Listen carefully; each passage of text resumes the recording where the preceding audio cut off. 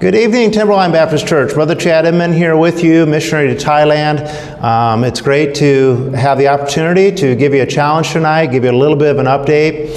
My wife and I have been serving here now for, this will be our 14th year, and we are just grateful to be here. Thank you for your support, your prayers. Our family is doing well. Everybody's healthy. We haven't had any issues with our family, our team, or the church members with anybody contracting a virus or anything like that. Our national pastor, Pong, P-O-N-G is the easiest way to remember him. He has a kidney infection right now, so pray for him. He'll probably be out for the next couple of weeks as he gets through that infection and gets healed. He's in a little bit of a painful situation right now. Pastor Pong. But Star, my assistant, and I, we handle everything. We've been doing online services. This last Wednesday, I taught on the importance of knowing the Bible. And I got back and Sarah asked me the question. She said, what was the Bible study on tonight? And I told her it was on the Bible. And my kids just got the biggest kick out of that. My son Forrest, yesterday, he asked me several times, he's like, Daddy, what was the Bible study on last night? I said, the Bible. And so just a little bit of humor there for you. My son is now 8, and I remember the day where I was in the waiting room at the hospital, the day he was being born. And on that day, I was 42 years old. And I started doing the math. I thought, wow, when I'm 50, he's only going to be 8. When I'm 60, he's only going to be 18. And yesterday, I was chasing him, and he is like a box of rubber when he runs around. He no fear, can turn quick. If he gets a little injured, he recovers really fast. And I am just the opposite. I'm like an old cardboard box chasing him. And I was reminded of that yesterday. I'm 50, he's 8. And so I've got to be careful. I need to not break a bone or do anything silly. But we are, again, just grateful to be able to serve here. We had a good day in April on our big day, Resurrection Sunday. We had about 150 people here, 3 services, afternoon activities. There were some salvations, and we put a lot of emphasis on our big days, but really we put emphasis on every week. We're out visiting at least 3 times a week, soul winning, one-on-one soul winning. And we've been able to see, on average, about 20 people, one-on-one soul winning, get saved each month.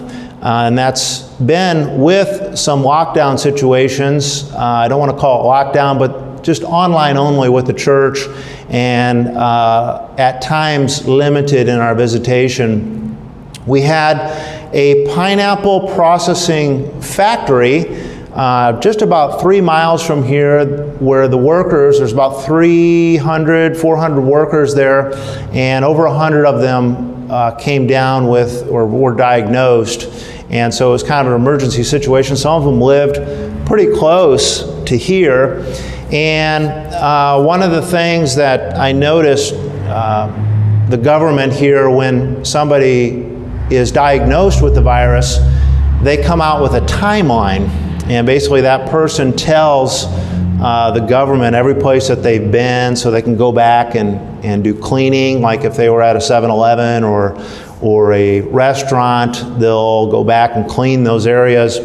And of all these 115 people here at the Pineapple Company, no church members, the timelines were very simple.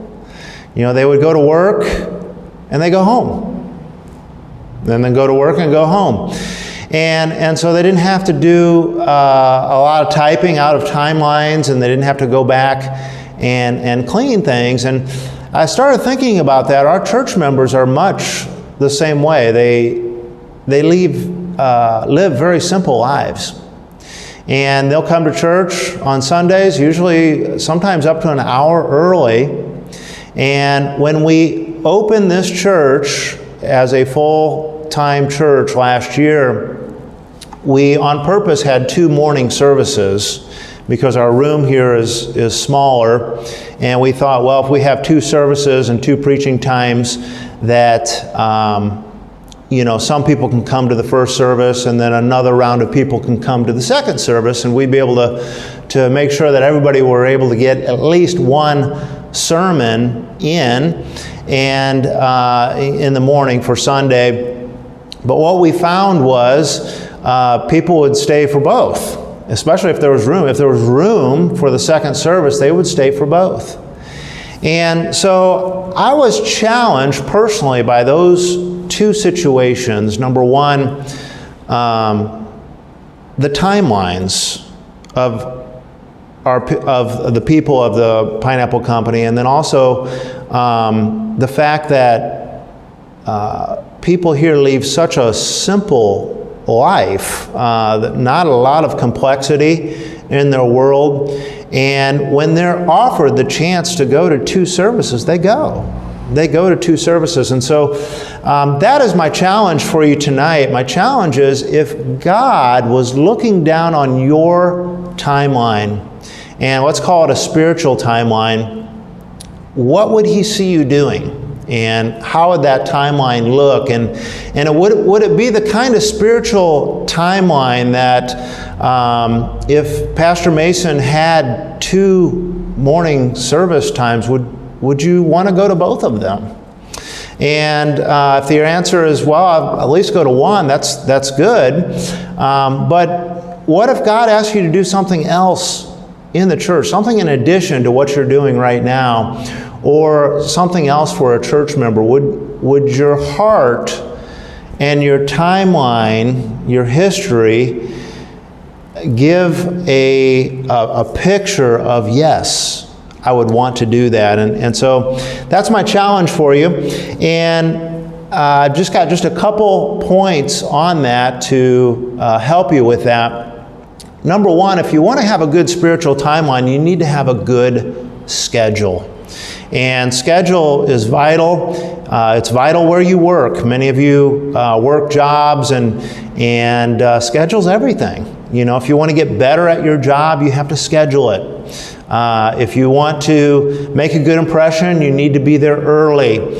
Stay late sometimes, and be the one that is always there when there's a problem. And, years and years of service in the same job, people recognize you for being the one who is able to get certain things done. And internally you're thinking, this is what I do. This is, why I work, and this is what I do well. And use that in a spiritual sense with the Lord. And do that with a schedule that is going to build you a good spiritual timeline. Look at Psalm chapter 25 and verse 5. Lead me in thy truth and teach me, for thou art the God of my salvation. On thee do I wait all the day long. And it's do I wait all the day? It's talking about a daily walk with the Lord. And what a blessing it would be is on your spiritual timeline, day by day, if God would see you have a really solid schedule and a really solid walk with the Lord.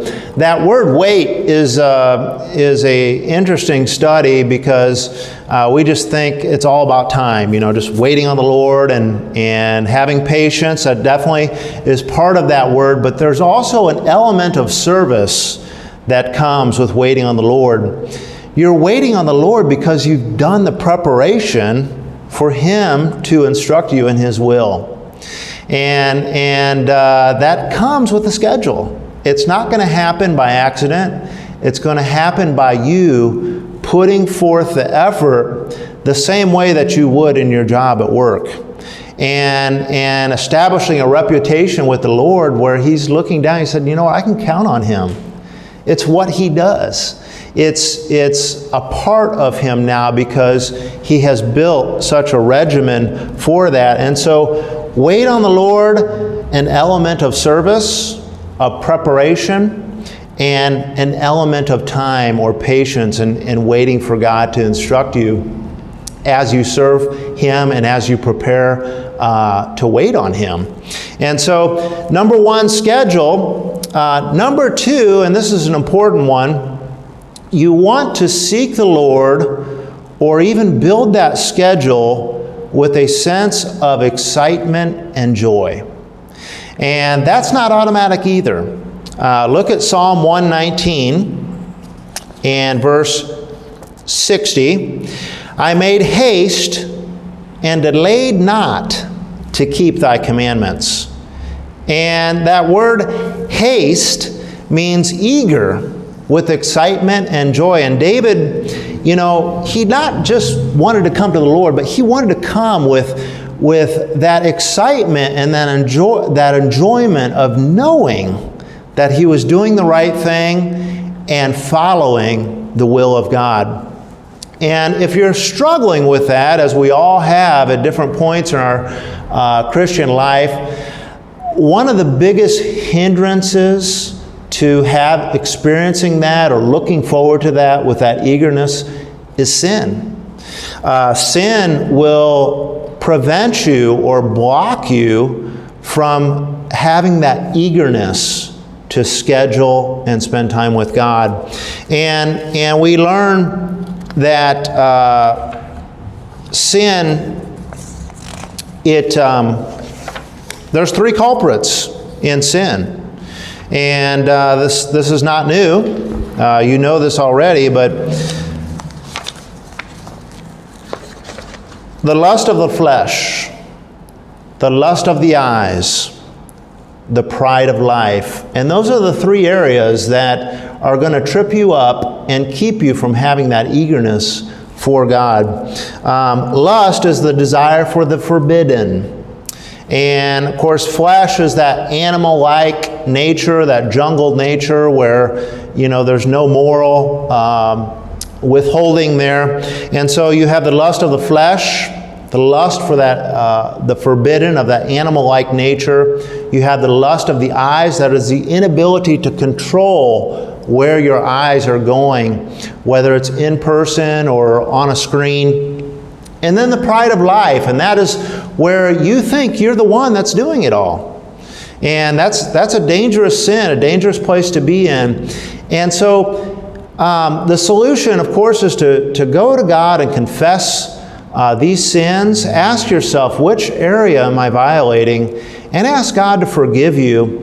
And you and God put a plan together to improve, to set a winning streak of days where you do not commit that same sin over and over again. Rather, you're building a succession of days, a succession of victorious days for God, and establishing that schedule and that eagerness with joy and excitement for the Lord. I think those two areas, for me, it's like an egg. It's fragile, and it can crack easily, but I want to protect that. I want to guard those two areas because every day I want to have that schedule. I want to have that eagerness, that joy, that excitement in seeking God through the Bible, seeking God through prayer. And in order to keep that going, I've got to confess the sin. I've got to get it out on the table. God and I have to work out a plan together to overcome that problem. And it might include a cup of coffee. It might include some nice gentle music in the background. And I picture you all in the back of a Fred Meyer parking lot drinking coffee out of one of those trailers. You and God get alone together and build a successful streak of days where the schedule is happening and that eagerness and excitement is happening. And I have more points to this, but I'm going to kind of shorten it up here. The result of that is fruit. And that's where you begin to help others. That's where the daily succession results in long-term succession to your neighbors, to your co-workers, to your family. And that the fruit is the result of that. And if you build up a long enough streak, you're also going to build up your steadfastness or your longevity in serving God. And the trials aren't going to seem as difficult. And I've got a couple of verses there. Turn with me to Colossians chapter 1. Colossians chapter 1 and verses 10 and 11. And I had that marked here on my paperwork, but I'm going to have to go find it now. Colossians chapter 1, verses 10 and 11, that ye might walk worthy of the Lord unto all, pleasing, being fruitful in every good work, and increasing in the knowledge of God. There is so much benefit that God has for you if you choose to work on that schedule the same way you do at work. The same methods that have given you a successful career, use those same methods for God. And have excitement and joy and look forward to doing that. You know, anything you do for the first time is going to seem difficult. It's not going to seem natural. But, you know, whether it's preaching, whether it's soul winning, whether it's praying, whether it's reading the Bible, over time you're going to really start to enjoy it because you're going to become better at it. And confessing that sin is going to clear that off and allow that to push forward. And fruit is going to be the result of that. Colossians 1:10. Colossians 1:11, strengthened with all might according to His glorious power unto all patience and long suffering with joyfulness.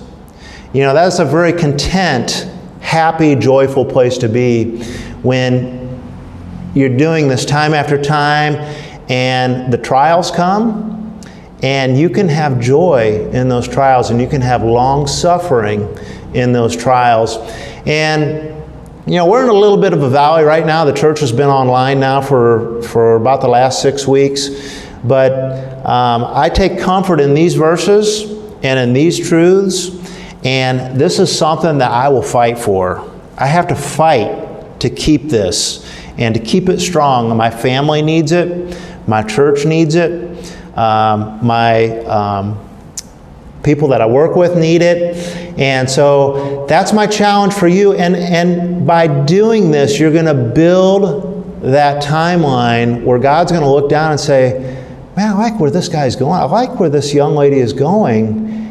They are really putting forth the effort to build a good schedule and come to me every day with joy and happiness and excitement.